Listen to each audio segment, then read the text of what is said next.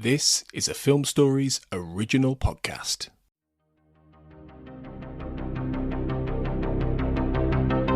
This is Writers on Film, the only podcast dedicated to books on cinema.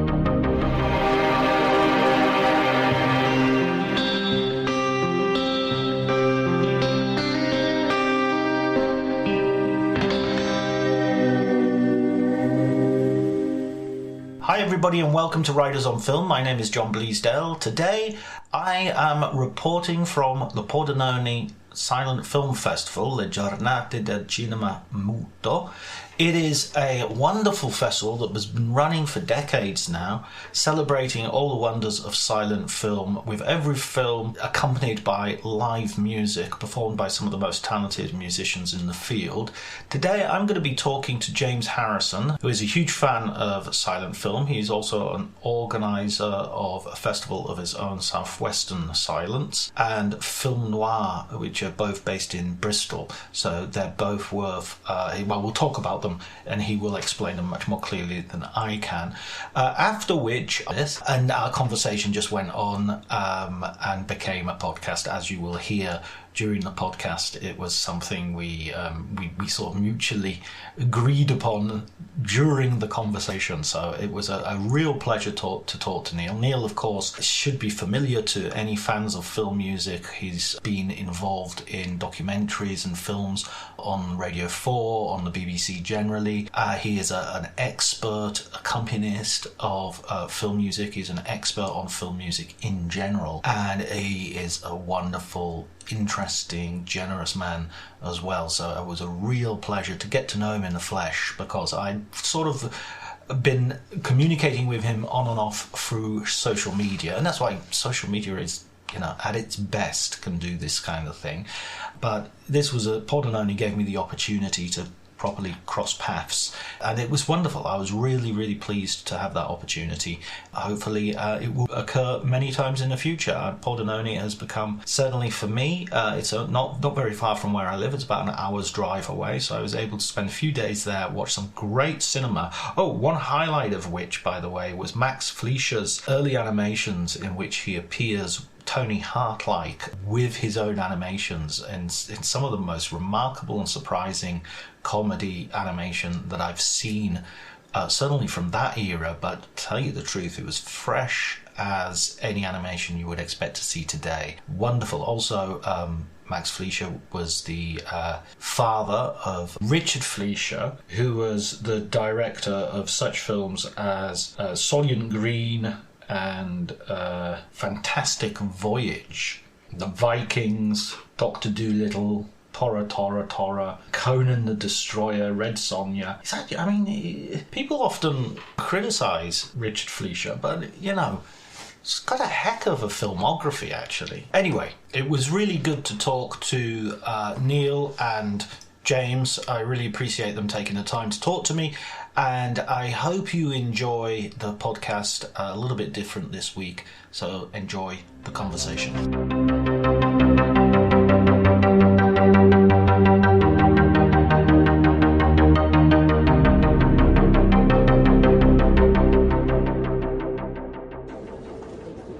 Hello everybody and welcome to Writers on Film. My name is John Bleasdale. I am a writer and filmmaker, and today I am in an amazing place, Pordenone, which is only about an hour away from where I live, and I am attending Le Giornate del Cinema Muto, which is, I guess you would translate it as the days of silent cinema.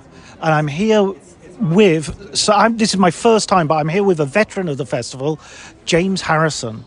Thank you for joining me, James. No, thanks, John. This is rather exciting. I've been listening to your podcast for years, so and yet I'm not a writer. So in so many ways, am I the first non-writer to be on Writers on Film? No, I've had a few. I'm one of the benefits of being of not having anyone do the podcast but me is I can bend the rules. Yeah. No one will tell me off. All right. Well, no, I'm not a published writer, but I write. So there you go. There are plenty of people who do that. Yeah. Bill Gerberi, who has been on the podcast several times, films, has never written a book, and he always says, why do you have me on the podcast? And it's because, well, I like your writing. Yeah. Well, look, it's great to have you here, and I know on and off I've been hassling you to come here, so it's great to be here and to sit down with you and have a drink. And, absolutely. And let's talk about, well, first of all, you are interested in silent cinema. You're interested in film noir. Let's talk a little bit about where you're from and what you do. So I'm based in Bristol, and Bristol is very much a mecca for cinephiles. It's there's, I think every week there's some sort of film festival going on of sorts, or some sort of festival anyway. And Bristol's, I run an organisation called Southwest Silence, and we're dedicated to screening classic silent films with live music and brand new restorations in and around the Bristol area.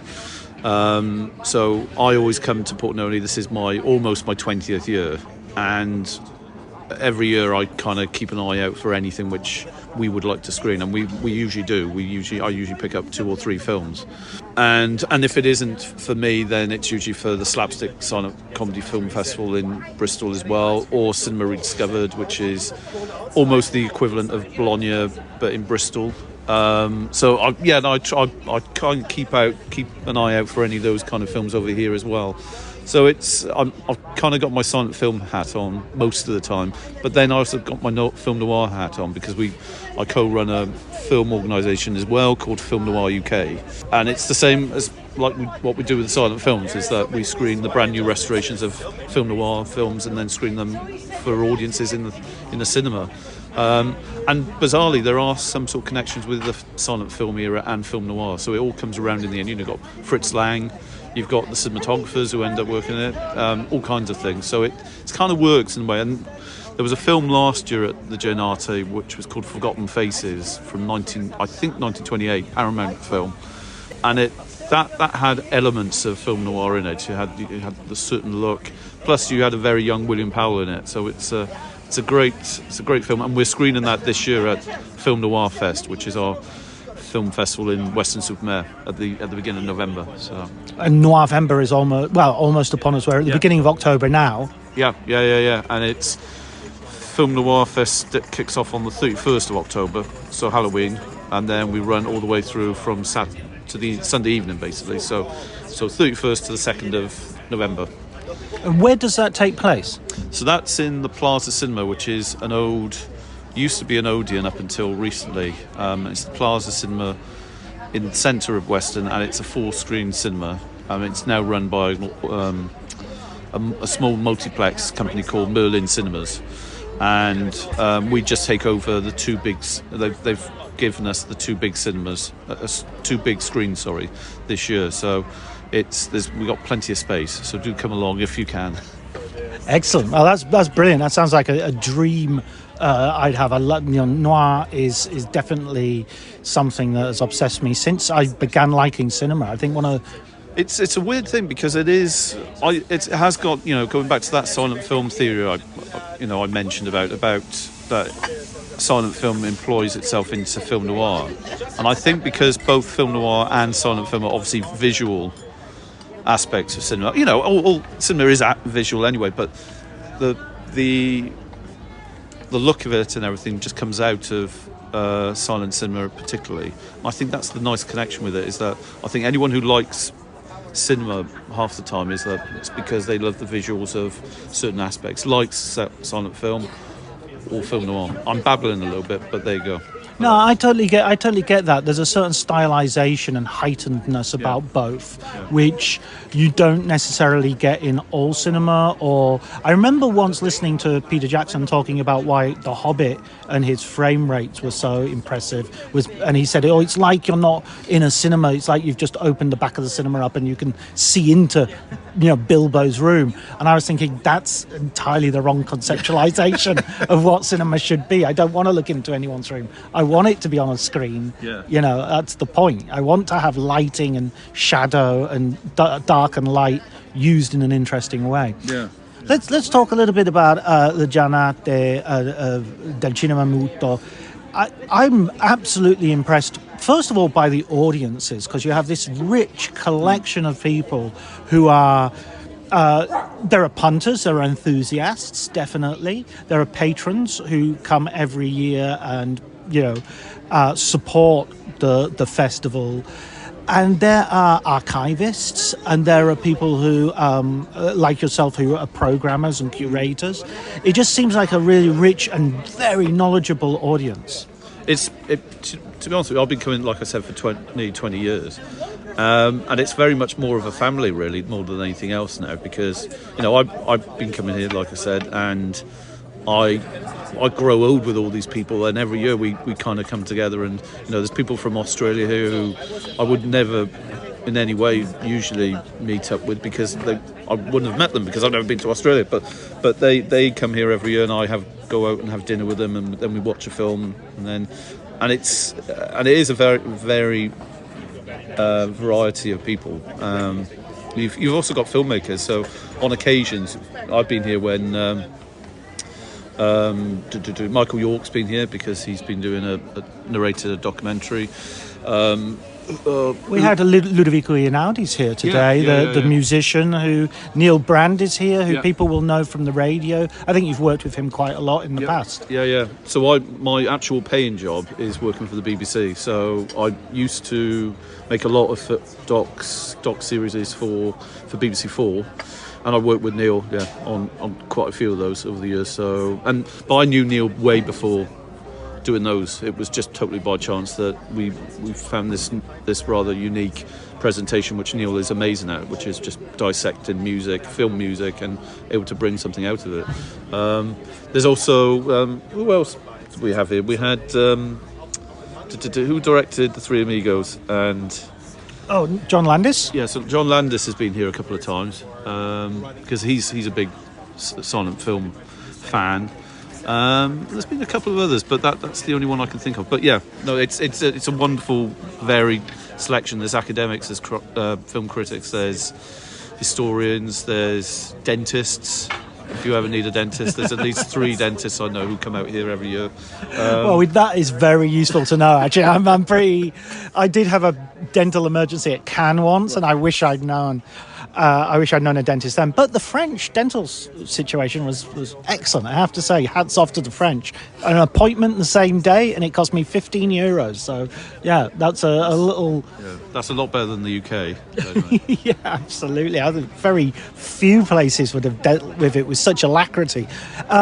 So, back to the films. Yeah. I mean, it feels like we've diverged a little bit there. I'm classic. I'm known for going down a different route all the time. So just try and keep up with me on that one. But yeah, no worries. Well, we talked about Neil earlier, and of course, one of the reasons Neil is here and is because of there is live accompaniment with every film, and some of these accompanists, we had a Japanese, I think there was a couple of Japanese musicians who were playing multiple instruments. Last night there were like 3 or 4 different instruments being played, not just piano, not just the classical sort of thing that comes to mind when you think of a Charlie Chaplin comedy. You get a swathe of different music, some of which is improvised as they're watching the film, some of which is scored specifically for certain films or rescored. So that's a fascinating aspect as well of this. Yeah, the music is it's the extra part to the to silent film anyway. But the musicians are the best in the world. I'm lucky enough to have worked with a good chunk of them when we're doing events in the UK. So Stephen Horn, who's excellent. Stephen's going to be doing a couple of things, and I know for a fact he constantly changes. He's playing the violin at one point, then he changes back to the piano. He can bang a drum while playing the piano at the same time, or play a banjo, or God knows what. So there's that. There's also Meg Morley, who's excellent, who's Australian, and she's someone which we work with a lot, and she's really amazing, really, really good. And we've got John Sweeney, who's just sitting over there, and John is New Zealand, but now based in the UK, and what's interesting is that they all have their specialities. So Stephen, I would say, I would never really employ Stephen to do like a Douglas Fairbanks film. That would be someone like Meg or Neil Brand. but if I wanted someone to do a Russian film, a montage, with Russian montage or anything, you get John Sweeney in, because John is specifically very good at the movement of people with the piano. It sounds a bit odd, but when you see it, you see it. I've noticed it. There's definitely a type of music accompaniment which goes with montage. With just quick cutting and changing from one scene to another and back again. That intercutting, which you sort of, from a score perspective, you have to keep 2 or 3 leitmotifs alive at the same time and switch between them and seamlessly. But also, Neil, I know for a fact, will keep a certain theme running, for almost like the John Williams style of having a particular theme for a character, and he might not play that again for quite some time, but he will bring it slightly back into something if he wanted to. But half the time, like you said, these guys haven't even seen the film, so they need to improvise there and then, and it's amazing. And usually my feeling is that's the best you get, is when they're improvising, because you give them too much time to just think up something. It kind of gets a bit complicated with the music if they know what's coming up already. Yeah, it's almost like it gives you the concept of having a mistake comes in. Whereas if it's like a jazz improvisation, if there's a jazz improvisation, you can't really make a mistake, because the mistake becomes part of the moment. Talking about the different styles that we've been watching this week at Pordenone, I also wanted to stress this, that we have in front of us a absolutely broad chronological and generic and geographical range. We've got, I've already mentioned Japanese paper films. We've got Ukrainian children's pictures from the Soviet era. We've got Italian travelogues. We've got early slapstick, which has been there's a whole stream of stuff which has been influenced by Charlie Chaplin. We've also got lots of clips of Charlie Chaplin behind the scenes and making films of himself in his studio, which he was very proud of and he wanted to show off. And he also wanted to show off how he's not the character of Charlotte. He's really, there's the actor and there's the performance. The lady doth protest too much sometimes, I think, on that one, but there we go. And we've got films that are classics, like we just mentioned the Fritz Lang. Help me with the title. It's Tod in German, isn't it? Yeah, Icon. Destiny? Yeah, Destiny. In the UK it's known as Destiny, and it's available on Master Cinema over there. So I put my hands up. I didn't actually go and see it because I've seen it too often. And we've programmed it a number of times, so I was like, yeah, I'll skip this one. But there's always something there. I mean, to be honest with you, just once I put my hands up, I've hardly seen any of the Chaplin-related stuff, just because the whole movie stuff at the studio and everything I have seen before. I've actually used it in a TV series as well. So that kind of stuff I'm not remotely interested in, but that's just me, because there'll be someone else here who has never seen it before in their lives, and that's the great aspect, is that you get... That's me. Yeah. But so what I'm looking out for is just the oddities or the little gems which kind of been forgotten about a little bit. So Forgotten Faces was a classic one from last year, which we're doing.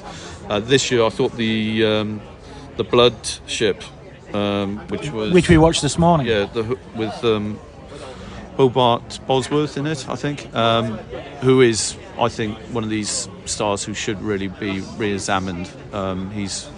He was in this film called Beyond the Door, I think, or Behind the Door, a couple of years ago, and that's an absolute masterpiece of really horrific.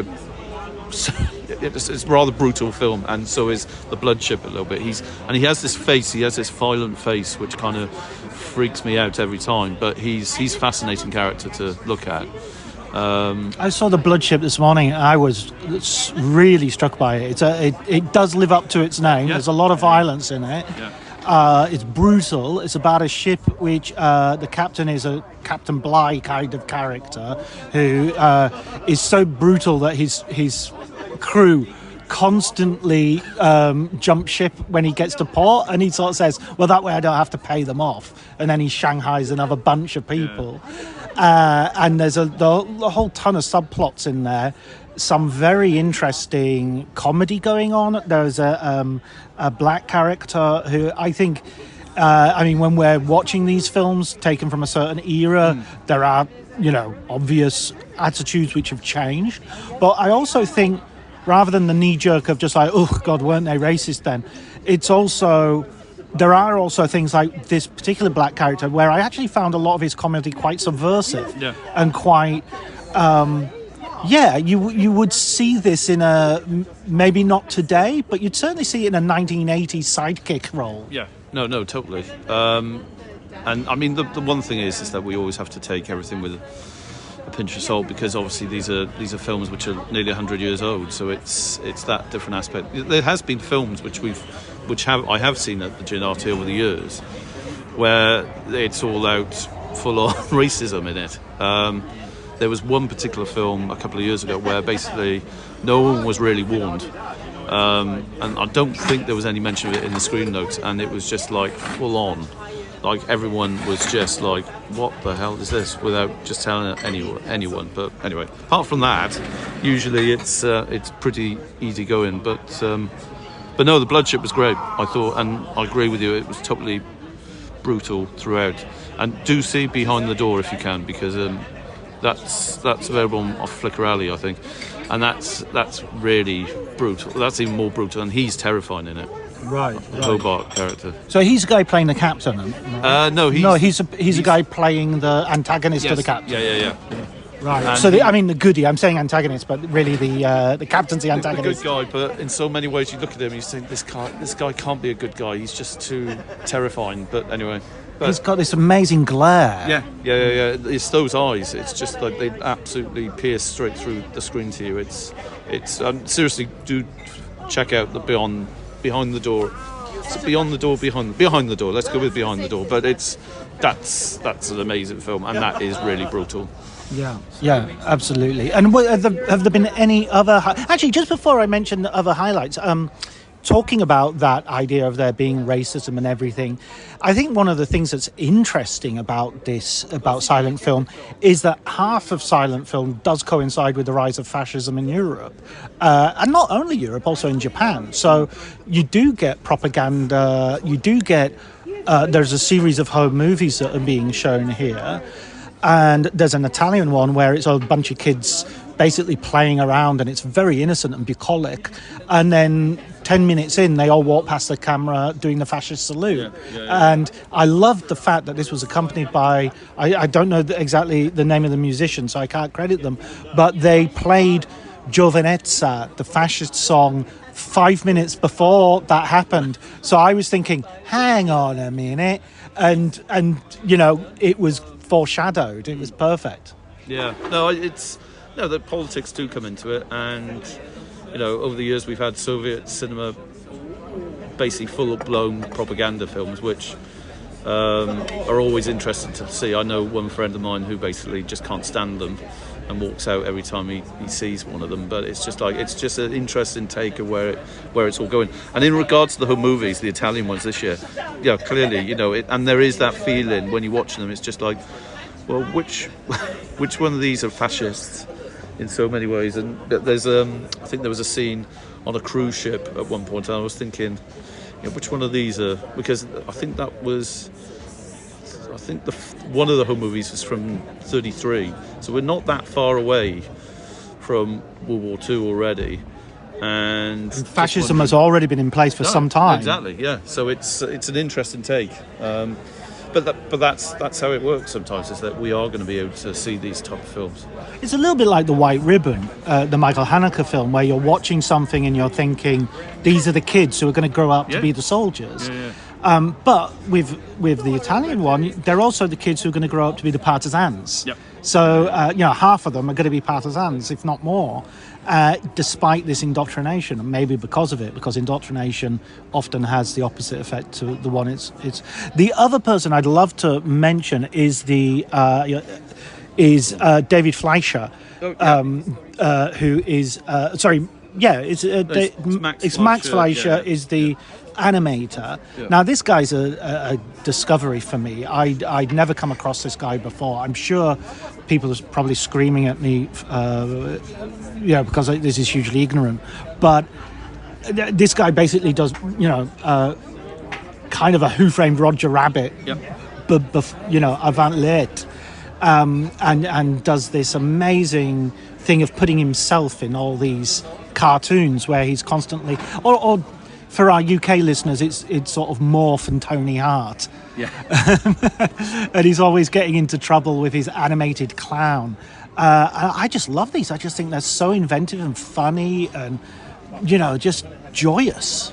Yeah, no, to be honest with you, I'm like you. I was totally ignorant about. I recognise the character, the clown character, which Max Fleischer draws, but I was just going through the notes because my understanding is his granddaughter is going to be here at some point because she's written a book about Max Fleischer, and of course Max Fleischer's son turned out to be Richard Fleischer, the film director. So there's a lot of hints of film noir there already seen. But so apparently she's coming along, but I haven't actually seen her yet. But it'll be interesting to see what her new book is about and see what the rest of the collection, the rest of these restorations are like, because they're great fun. They are really good fun. And I noticed there's a website that you can go to, which I think is just maxfleischer.com. And I'm sure you can find some examples of his work there. I would definitely tell everyone to do that because this guy is really way before his time. His technique, it just looks so modern, just looks so brilliant, and the actual visual humour that he has is way beyond anything I was expecting. Well, I think there's hints of almost Keaton-esque approaches to cinema, of like the fact that the animated Max Fleischer ends up in the film as a cardboard cutout or whatever, or drawing of himself, and he's animated himself in with his characters. So there is that taking it further than the fourth wall. So it's an interesting selection of films. Yeah. So amazing. Is there anything else you got to look forward to? A lot. Yeah, I was going to say that sounded like there's a lot going on. There is one thing which. It's to be honest with you, it's more the travelogues. I love travelogues, and I don't know why, but it's something which I've always just been taking an interest in. It's just a good chunk of my mates basically say, "Oh God, Harrison's gone into non-fiction mode again." But I just kind of like. There was a wonderful series last year on Sicily, from like 1903 up until 1912, and just seeing Sicily then. Was absolutely amazing. It's the same with this year, where they've got a selection of Italian films around it's kind of Liguria, Genova, So, Bay of Spezia. So I just love watching those really, and I don't really mind not watching any of the fiction films almost, because it's just this snapshot of a world which is totally gone now. But there's those, and there is something else, but I've forgotten already. The Bloodship was one of the key ones I definitely wanted to see. But no, there's so much. There is so much. I'm just going through the guide the timetable right now, and it's endless. Yeah, it's really good. I do think that's another element that I love watching silent movies, because, as you say, it's an added value, if you like, that there's this other world out there, and you can sort of see, because of the international aspect, there's films from Brazil, there's films from Portugal and France and Spain, Italy, obviously we've already mentioned, Ukraine we mentioned, and you see how there's different acting, there's different behaviour. The Ukrainian children's film, there's like a Pippi Longstockings character in that, a male version, and it's just, you suddenly see, wow, there are some real similarities, and there are other things which are totally culturally specific, and that breadth is a world which comes alive with this kind of cinema, and it's something that I think people should open themselves to, because they would thoroughly enjoy it. I think there's a lot to be gained here, a lot to be delved into. No, totally. I mean, I mean, the great thing is, unlike certain other film festivals where you're going to miss out on something because you go and see something else, the great thing is with the Giornate is just because it's one screen and that's it. And you can either dip in and watch it, or you can just sit outside. And we're in the cafe opposite the Cinema de Posta, and you can just sit here and have a chat with anyone from the festival. Really, everyone's so friendly and nice, and everything. It's just great. The one of the films, one I was trying to remember, was The Man Who Came Back, which is a George O'Brien film from 1924. That's another one which sounds interesting, but who knows? It might be terrible. Excellent. No, I'm sure it will be good. Final question then. Yeah. Recommended book. Oh, on anything? Or recommended something? film book. No, yeah, anything to do with film. Can I do two? Go ahead. Okay, one, it's the one which started me off on my silent film trip, was David Robinson's Chaplin, His Life and Work, I think, or The Life and Art. And David used to be the creative director of the Giornate for a good 20 years. And that was the book which started it all off for me. And I devoured that book, and then it sent me on a silent film spree. And then, of course, the classic Parade's Gone By Kevin Brownlow, which is a must-have for anyone, I think, not even just silent film fans, but just cinema fans, really.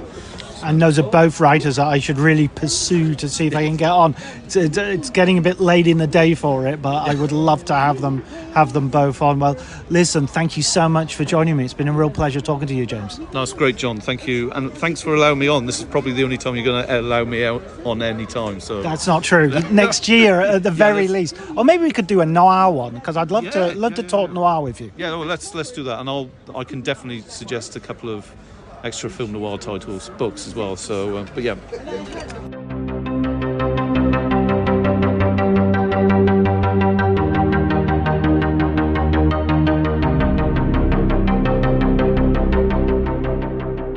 So well, let's talk about what Paolo just mentioned, which was, because this is going to go out to a readership who don't know silent film.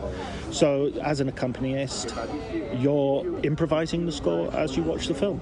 Yeah, and I have been since the start.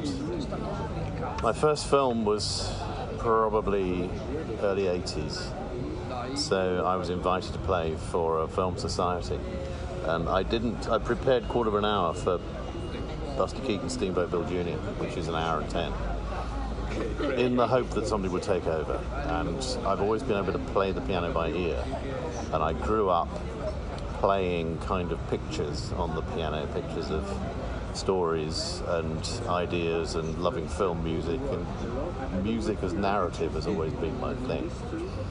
So I fell into this job very easily, and learnt my trade at the National Film Theatre, where more often than not you just sat straight down in front of the film when you started playing.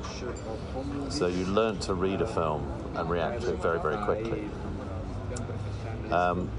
Thanks to digital, we're now in a position to be able to see these films as screeners before we play them. And that's really only been the last 4 or 5 years. Before that, there was still a wonderful element of quite high adrenaline about sitting down in front of a movie, particularly a movie where you've got 2,000 people sitting in the cinema. But what tended to happen when it was good was that my enjoyment of that film then became musical and sounded terrific. I say this to people, they don't believe it, but it's true. I cannot remember a note I played after I finished playing. Wow. So when I'm watching a film and playing a film and it's a movie I've not seen before and it turns out to be a masterpiece, then I can produce a masterpiece of music. And I can't do it the next time I see it because it's not the first time anymore. So it's a very interesting place to be. It's quite close to acting in a way, because I'm coming up with the sort of character that you can't see with the music, the character who is commenting continuously on what's happening. It's also close to stand-up comedy in a funny sort of way, because you're reacting in the moment. and you'll come up with something funnier or better in the moment than you would do if you'd sat down and worked out what that was going to be. And that's when it's working at its best. Is it a little bit like jazz in the sense that there's kind of no mistakes? If you make a mistake, then that goes into it and goes, Play it again, Yeah. And that's absolutely true. It's also a bit like jazz in that you're not trying to do variations over a classic piece of music, but you are trying to do variations over a piece of music you've come up with yourself. So you're trying to find ways of extending an idea. If your idea is a couple of chords or 3 or 4 notes, you then, if the film gives you time, you then take those 4 notes and you run with them, and you do lots of different things with them, and you go back to them when you need to. That's why I was very touched when Paolo said it sounded like a score, because that's always the ambition, is that people won't think he's sitting down there cooking this up as we go. They'll think, oh, this sounds prepared. I mean, I guess the biggest ambition is they think, we don't know he's there, it's coming out on the screen. Yeah, that's another thing that I was thinking at one point. I sort of losing that, because of course you're in the pit as well, so you're not visible. You're not part of the show in that I sense. do shows where I'm right up on stage, and at the Laurel and Hardy shows I do, I'm sort of the presenter, the host of the thing as well, and I'm always in view. And it always delights me when people came up and said, we're really sorry, but we forgot you were there. And I said, well, actually, that's great. Bingo, job That's the done. point, yeah. Yeah, absolutely. So yes, if they do notice me, probably for the wrong reasons. It's probably because I've done something wrong. Right. Are there other filmmakers who are particularly, and films that you've noticed are particularly musical in their construction, that you sort of they gel with you, or you zip off them? Most of the good ones are anyway. Right. Yesterday I was running the masterclass for piano players, and the 2 students we had, they do have to sit down and play bits of film without knowing what they're going to be playing, and they just start playing. But I do say to them, actually, the best directors, and this is the case right up until today, they signal their intentions if they want to signal them, but they certainly never leave you hanging as to what their intentions are. So with certainly all of the great directors, all the great Hollywood directors, British directors, European directors, they have such a sure hand with a story on the camera that you can relax as a musician, because there's nothing coming at you that you're not entirely expecting. And anything that does come at you that you kind of don't expect, you just have to be ready to be as fast as possible to take it on board. But it will all have a logic to it. The worst directors are the ones who throw logic out the window. So you suddenly get introduced to a character you're not in the least bit interested in. Or you then spend a whole scene with a character you're not in the least bit interested in. These are all things that directors get picked up on now. Why the hell? I was much more interested in this minor character than I was in this entire plot. And that's where you can sort of tell that a great director has already worked out the focus that they want the audience to have. So therefore they've worked out the focus, the silent directors have worked out the focus that the musicians need to have. And in terms of my kind of take on playing something you don't know particularly well, again, this is an explanation I made yesterday, but when you first start a film you've not seen, the fan of opportunities, that's sort of like the opening of a fan in front of you, absolutely as wide as it can go. Within the first 5 or 6 shots, that fan's already starting to close up, because you've already learned about character, you've learned what the story is, you've probably got some idea of what they want. You certainly know whereabouts they are in the world right now. And then within 10 minutes, your fan has probably closed to pretty much only, a very, very small amount of possibilities still there. Genre as well comes into it. Totally. You've identified. Speaking of which, do you find it easier to accompany drama or comedy? Are there differences, or is it just different skill sets? But there's not a lot of difference in terms of what I bring to the film, in terms of my kind of involvement with it. But as I get older, comedies get harder, because you've just got to keep playing so fast. Right. And particularly comedies which are just set up and then 20 minutes of the result of the setup. So you have only like a couple of minutes to set something up, and then it's like flat out for the rest. Sherlock Jr. Yeah, It'd be a classic example of that. Well, Sherlock Jr. is so well made that you have lots of breathing space. Yeah. And he's very smart about that. He realises that his audience can't just keep laughing. Attenzione ragazzi che apro ombrellone. Grazie. Wow. Okay. Oh, that's better. Che sollievo. Ah sì?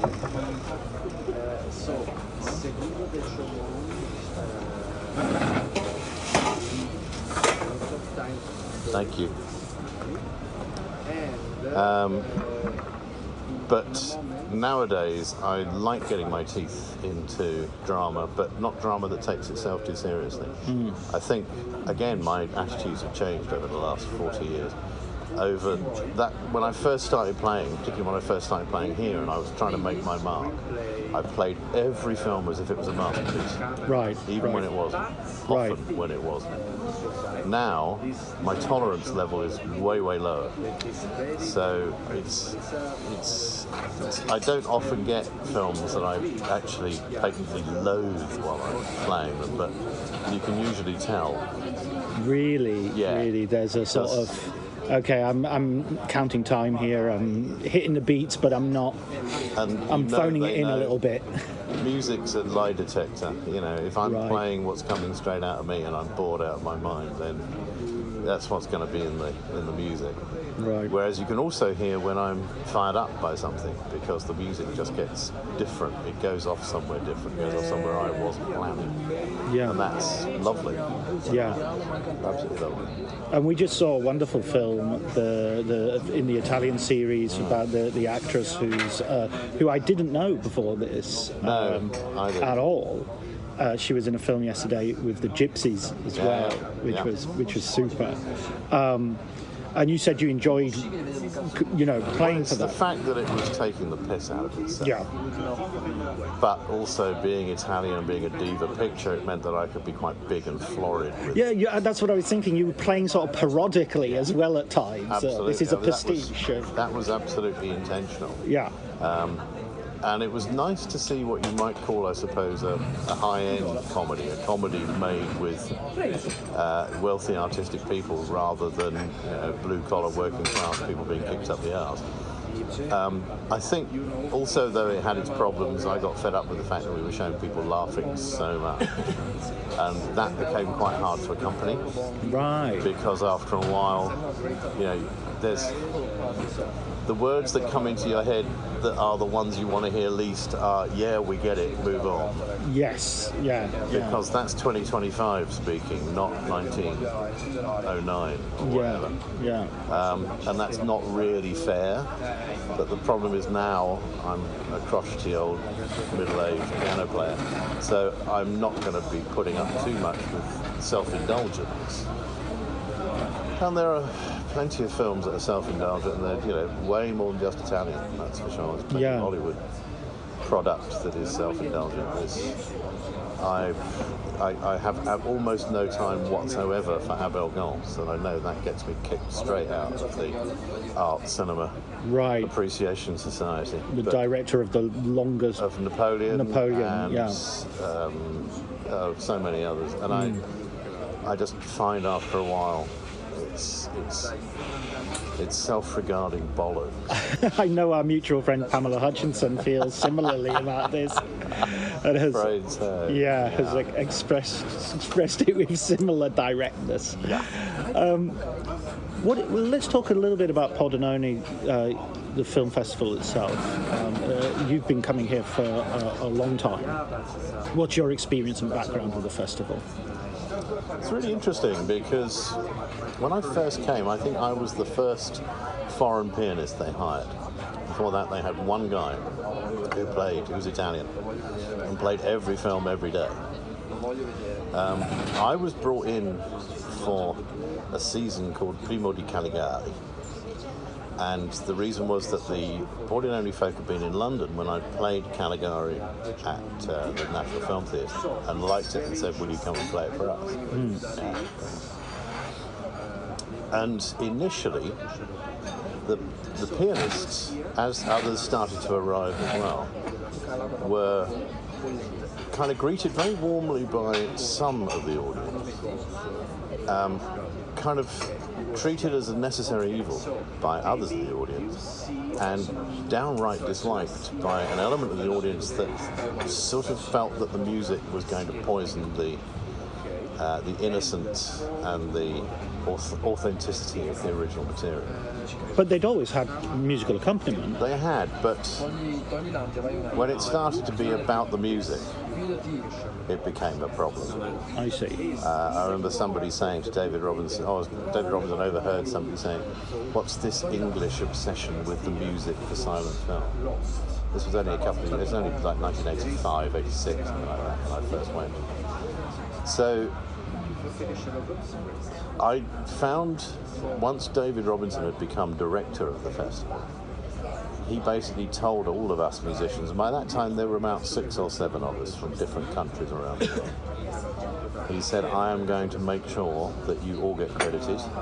I'm going to oversee which films you get to play so that everybody's playing to their strength."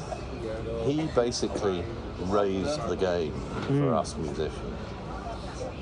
And suddenly, people who when I was coming here for 15 years, people who wouldn't give me the time of day were at least saying hello in the breakfast room. Right. And that was a big sort of move in the right direction. I have to say, one real big breakthrough year when we suddenly found ourselves surrounded by senior academics and collectors was when the Australian and New Zealand archives came, and they were almost all really enthusiastic young girls, and they all loved the musicians, and they came and hung out with us. So suddenly we found that a whole load of people who normally wouldn't take any notice of the musicians was buzzing around us like flies, and we got more accepted. Now, with things like the master classes that run here for piano players, and I think also a much more raised expectation for the audience that they're going to get something good. That's probably only a 15 or 20-year-old situation. Wow. And it took 10 or 15 years to get there. Before that, the music was just there to make sure that you couldn't hear everybody else coughing, sneezing, etc. I feel like now when the accompaniment credit comes up at the beginning of the screening, the applause is very much for the musician. It's like, good, it's so-and-so. They do a great... Absolutely. Not so-and-so, Neil Brand. That's what it is for everybody. Or Steve Horn, or... We get very, very well received these days. It's a very rewarding job to do because people do kind of... They know how important it is. And in fact, I was talking to someone whose PhD within the archiving world now is performance of films and how you deal with musicians. And that's something that's taken a long while to sort of get anywhere. Because for many years, for obvious reasons, when an archive has got a new restoration, they've commissioned a score, it's normally commissioned by people who don't know much about music and don't know anything about how to score a silent film. So they'll hand it over lock, stock and barrel to somebody who also may not know how to score a silent film. They might be the most eminent composer in the concert hall you could possibly have, but then being able to understand the dramaturgy of silent film, that's a whole different skill set, and it's one you have to have as a film composer. It's certainly one you have to have as a silent film accompanist. You've got no drama. You've got to know what subtext is. You've got to see who's in control of a scene, even if nobody's saying anything. That all comes with the job. What do you think of like when silent film gets scores or is accompanied by, say, musicians or groups who are coming from totally different areas of, like, I'm thinking of the German group in the nursery, for instance, or not OK Computer, Radiohead, I think have recently done. Pet Shop Boys. Exactly. What's the? If it serves the film, great. Yeah. I don't have a problem. I don't have a problem at all with sort of musical genres, what was being used to accompany a film. I sat through an awful lot very early on, thankfully less so now, of accompaniments, which were basically the band getting off on playing while the film happened to be playing behind them. Right, like Pink Floyd, sort of almost. Almost, they're supposed to be accompanying the film, and actually the music would chunter on, and the film would be going through God knows what in the way of different emotions and scenes and so forth, and the music didn't recognise any of it. That happens much less often now, thank God. But there were times when, as soon as you knew somebody was doing a film who'd not done a silent film before, part of you sort of thought, what did you think your job was? It's not just there to provide wallpaper. You are actually there to write music or play music that comments on the film.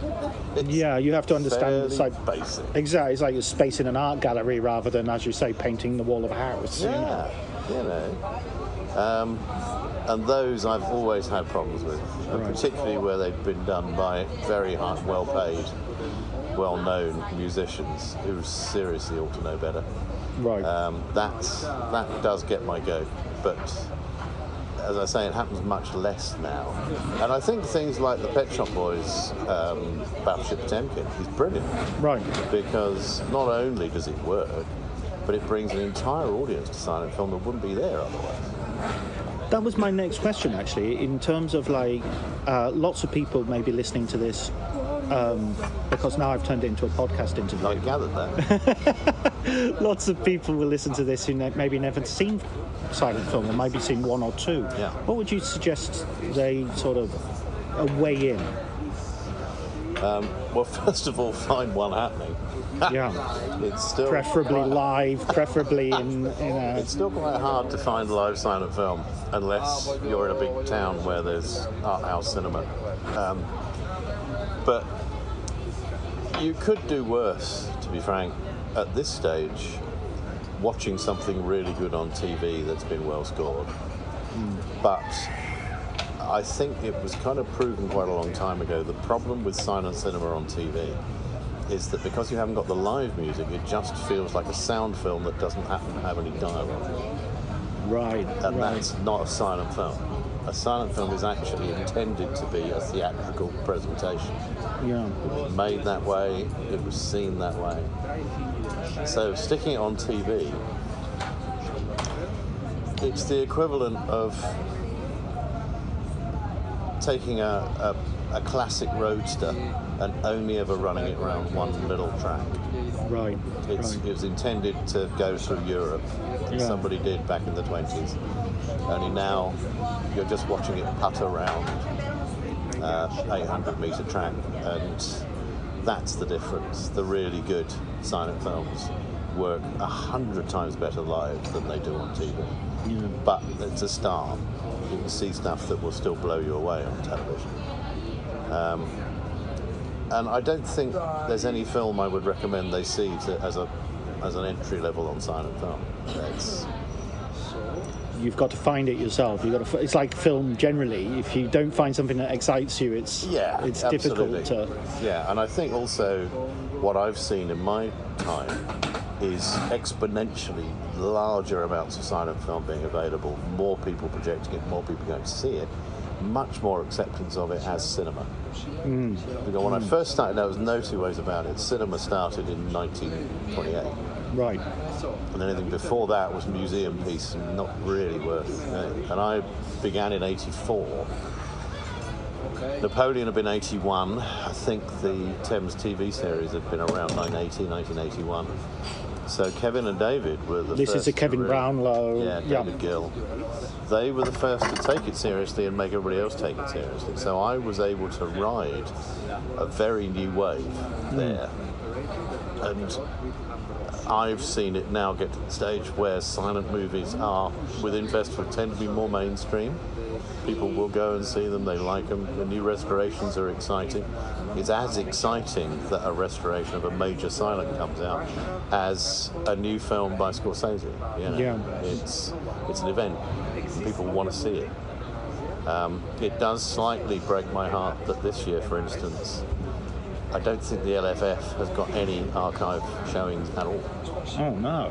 What are they doing? What are they thinking? Well, they're thinking they don't want to show archive film. Right. Because I mean, don't know. Bologna, I'm wrong about that.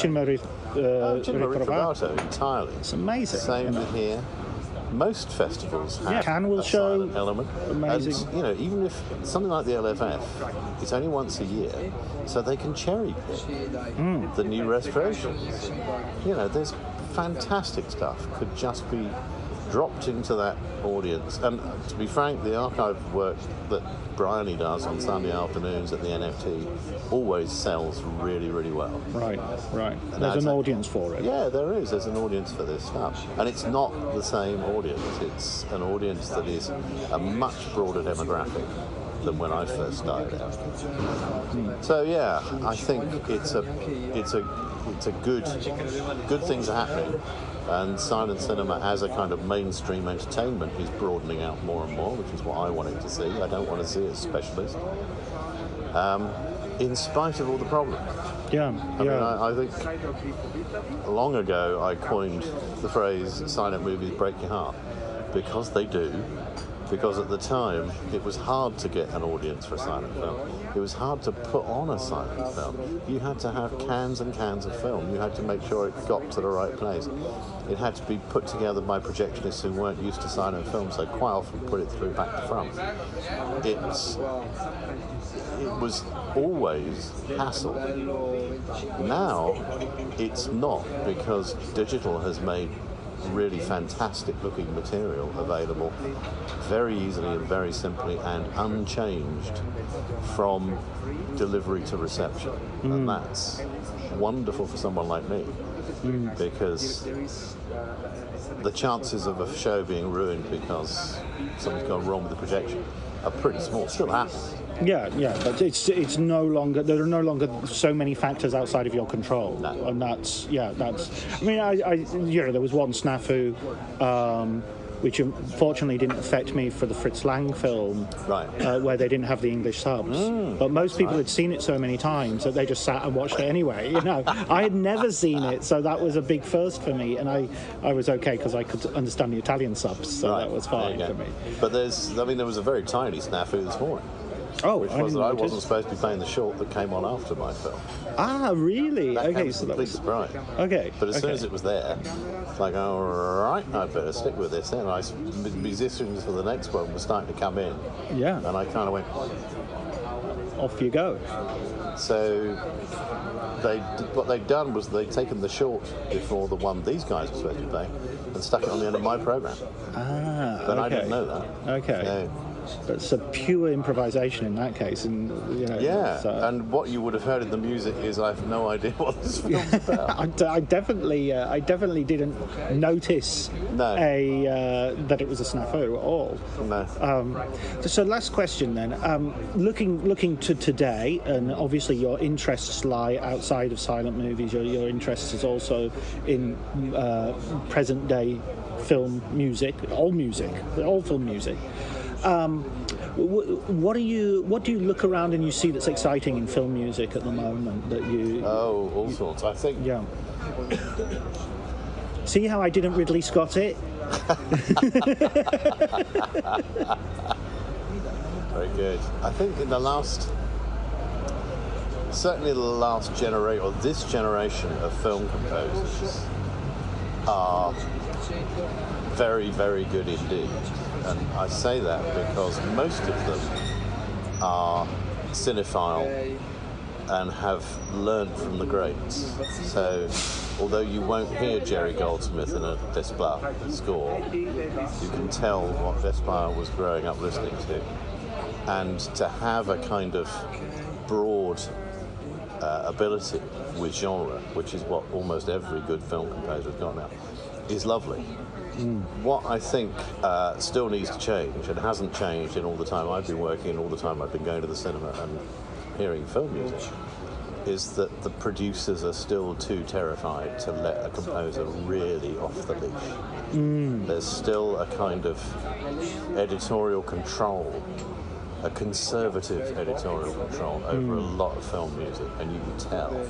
Does that mean like a chase scene has got to sound a bit like this, and if somebody's programming a computer, it's got to be a bit ticky-tocky sound? And it's that thing. The difference between a good film composer and a producer is that a good film composer will come up with something fresh. Yeah, precisely. Whereas a producer will go, no, I want something that sounds exactly like Mission Impossible 6. Yeah. And which I get, I understand it. But it's surprising how within the industry there is still a kind of sense that the music is the final, lowest level servant of the movie. Way behind special effects, way behind script even though script's not the top by any means. Yeah. Preach. Yeah. But the way that the music is dealt with within the industry is still, I think, pretty poor. Whereas the way the music is received by a broad by a broad world public is massive, because more and more and more people are getting into film music. And there's now, I think, a real sort of headwind that requires really good music for film that can straight away go to audio. So it can't just chunter away in the background. It's got to have spice to it that makes it worth sitting down and listening to in isolation from the film. And that's again as a result of digital. It's a result of the music being much, much more accessible than it used to be. And I think that's great. And I still have trouble selling the idea of film music as anything other than niche, certainly where the BBC is.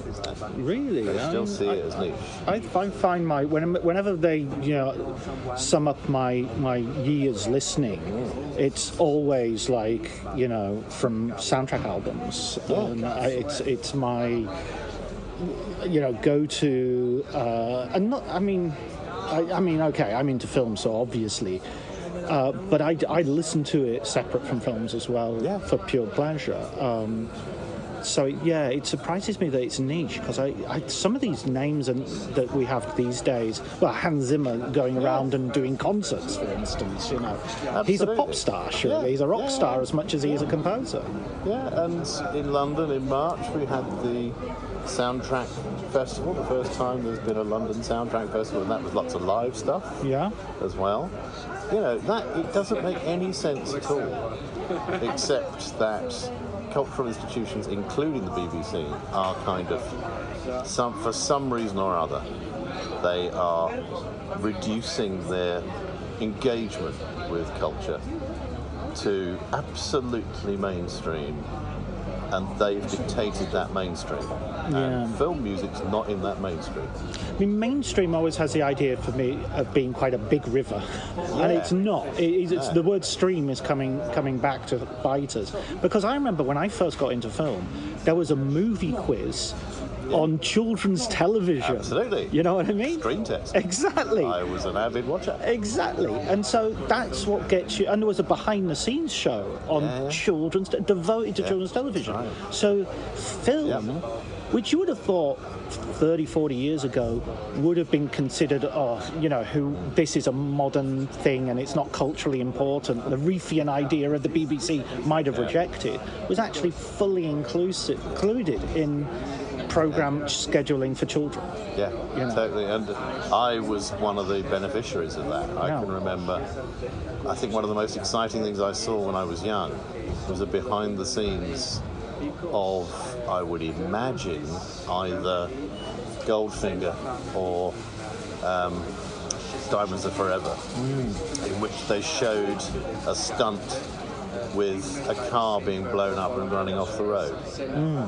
And it was so beautifully shot as a piece of documentary as to how they were doing this stuff.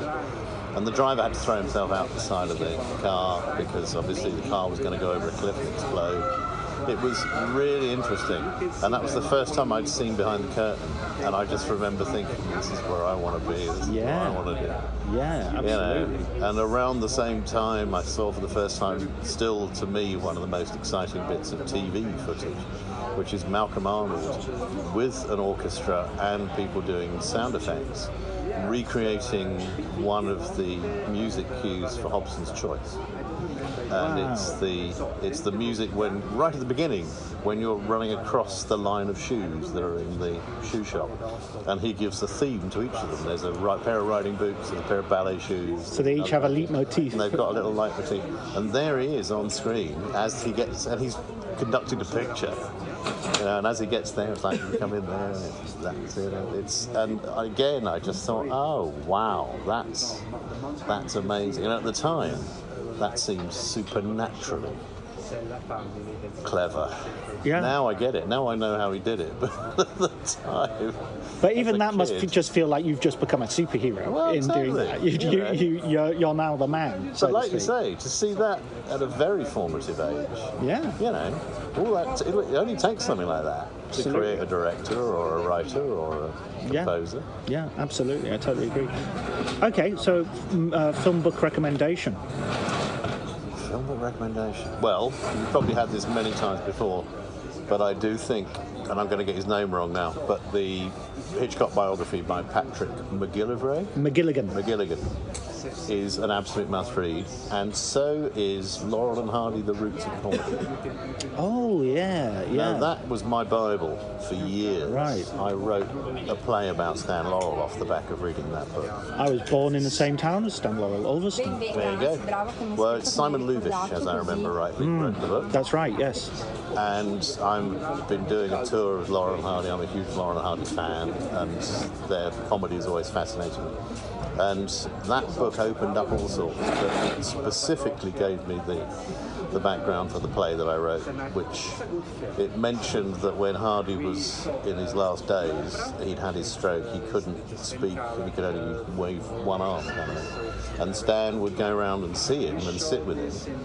And as Luvish put it, the only way they could communicate with each other was as they communicated in silent film, which was gesture. And I thought, wow, knowing Stan would have had stuff he wanted to say to his old partner that he hadn't said up until then. Right. So I wrote a play about it. That's such a wonderful story. And again, talking about children's television, I remember watching the Stan Laurel. They were usually compilation films of the silents and the shorts, and also you'd have Harold Lloyd, again compilations and things. But you were exposed to it, and so later when I came to watch them sort of fully, I was already very familiar with the grammar, with the imagination, and they weren't strangers. They were very familiar. They were kids loved absolutely this stuff. And you got them unmediated, so they were just part of your TV day. Yeah, part of the diet. So you just kind of, if you liked them, you looked at how you watched them and you fell about laughing. If you didn't like them, fine. But I can remember how certain things were a high point of a TV watch at the time, and the biggest I can remember was Tom and Jerry. Oh, when yeah. Tom and Jerry hit just before the news, 5:45, you just knew you were in for an absolutely high time for 5 or 10 minutes. And these were probably the earlier ones, certainly before they got to the Hanna-Barbera. And my dad had the loudest laugh. He didn't laugh often, but when he did, he brought the roof down. And he would just be helpless at Tom and Jerry. And the whole family rocking with laughter.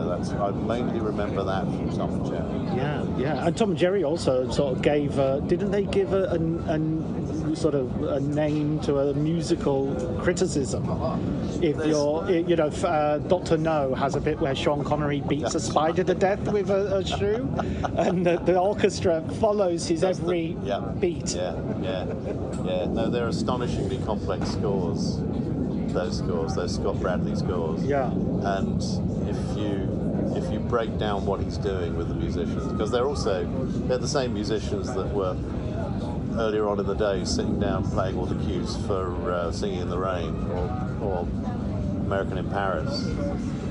But they're playing way more complex and difficult music for Tom and Jerry way faster. Right. Because the music is Mickey Mousing, as you put it. Exactly, It's hitting exact moments. So none of the cues are more than about a minute, if that. And then you hear a natural break in the music, and that's the point at which they've finished the cues and they've got set up for the next one. But the musicianship of those guys, if you watch Tom and Jerry and even just close your eyes for a little while, you will hear Shostakovich and then some. And That's so interesting. phenomenally played. Yeah. It's like Muscle Shoals or something for film music. The unsung heroes of film music. Yeah. Oh, well, it's been wonderful talking to you, Neil. And you, John. Thanks. That was great.